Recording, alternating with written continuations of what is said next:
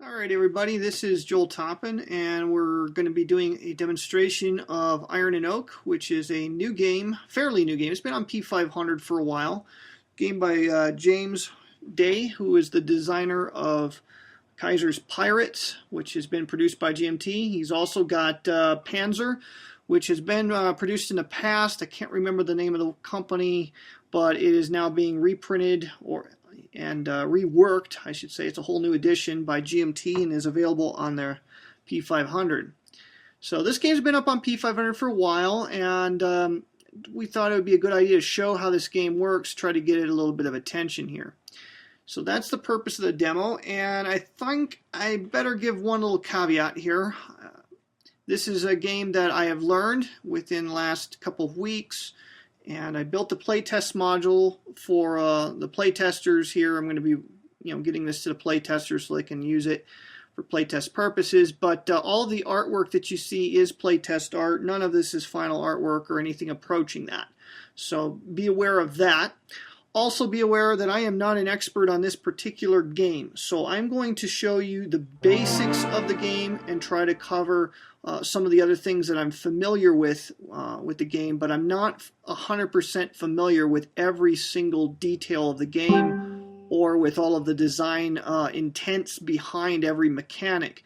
So I will try to answer your questions to the best of my abilities. If there's a question I'm unable to answer, you can always get a hold of Jim Day on the Consim World forum, or you could probably get his attention on Board Game Geek.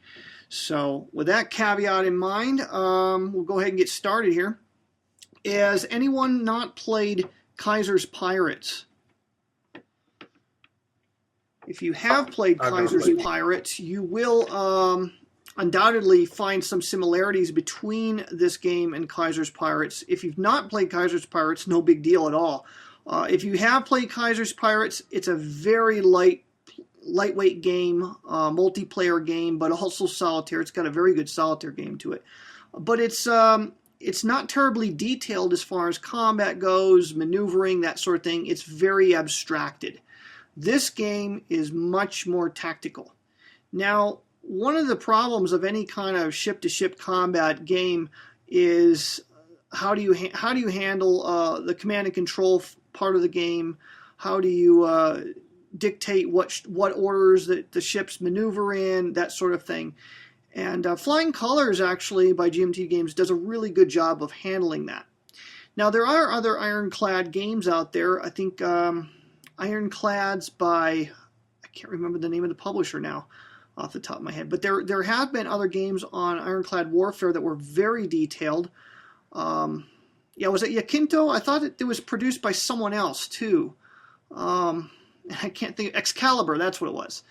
Anyways, so there have been other Ironclad games out there, but a little bit more detailed than my particular taste. So this was something I was really hoping would scratch that particular itch.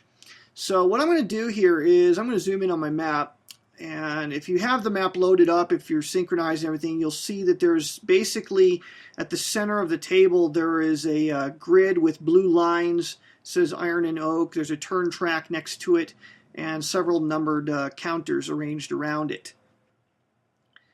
That is the map surface on which the game's going to be played. Now, the game does have counters and it does have cards. It has cards of different sizes and with different functions.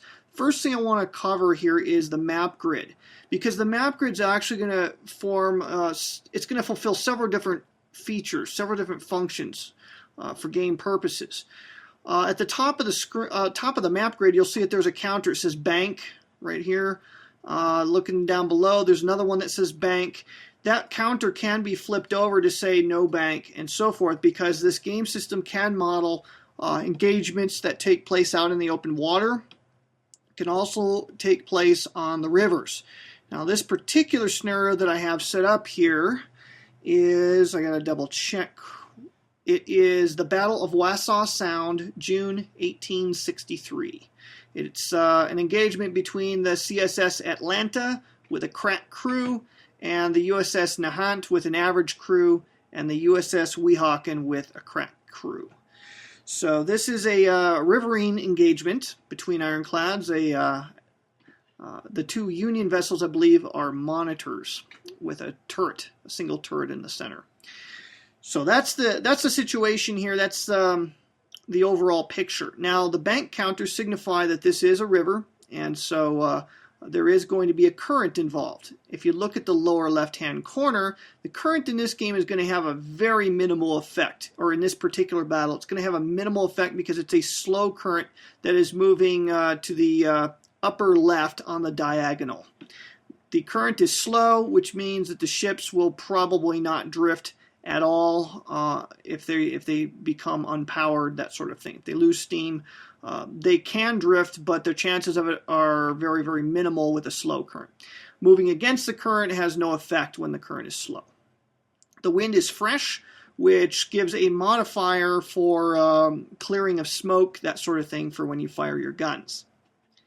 So all of that's real straightforward. Now, the game is played on a grid which tracks the relative positions of the two vessels. So in this respect, you can't take the hex grid or the rectangular grid too literally.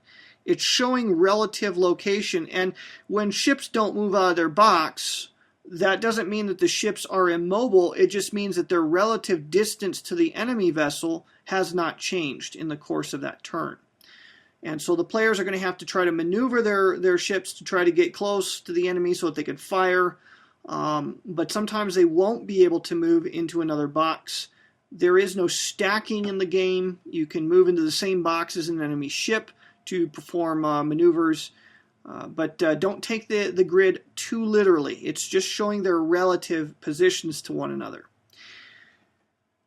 The vertical numbers, the numbers on this, the horizontal numbers here that you see in these boxes, from top to bottom, they're the number 3, 2, 1, 2, 2. Let me double check and make sure I've got those set right. Actually, that bottom one should be a 3. It should be 3, 2, 1, 2, and then the last one should be a 3. So I'm going to bank that up again. All right, there we go. So it's going to be 3, 2, 1, 2, 3. Those numbers are the shoal depth for those particular rows. So for example, the USS Nahant starts in this particular row. All of the boxes in this row have a shoal depth of 1. And I'll explain what that means in a moment. Some ships, if they have a deeper draft, will go have a chance of grounding on the shoals. So you have to be careful of that. So the lower the number, the shallower the water. So if the number's a 3, the water's fairly deep there. So it's funny, in this scenario here, the banks, the area closer to the banks, is actually deeper than in the center of the stream where there's something of a sandbar. So the CSS Atlanta starts in a row that has a shoal depth of 3.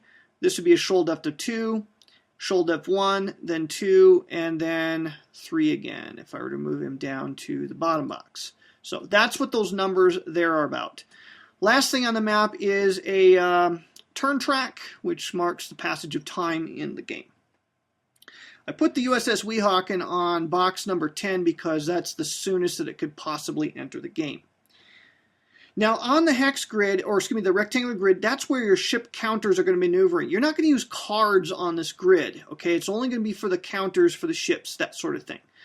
Along the sides of the table, I have arranged the ship cards. Now, the ship cards are actually fairly large, and if you've ever played Jim Day's older game, IDF or MBT, I envision the cards from that game for the armored vehicles to be about the same size as these particular cards.